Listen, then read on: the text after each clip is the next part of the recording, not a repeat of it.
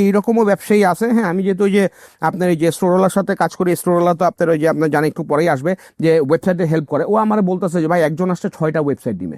হ্যাঁ, বললাম 6টা ওয়েবসাইট দিবে, এটা কি?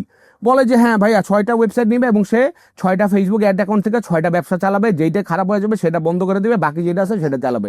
কোনো কাস্টমার সাপোর্টের কিছু নাই, ফেসবুকের পেজের কোনো কিছু নাই, হটলাইনের নাম্বারের কিছু নাই, এইরকম ভাবেই সে চলবে আর কি। এটা হলো তার মানি মেকিং মেশিন। কিন্তু এই যে দেখেন ইকোসিস্টেমের ক্ষতি হয়ে যাচ্ছে। So this are the things that are happening, it should not be happening.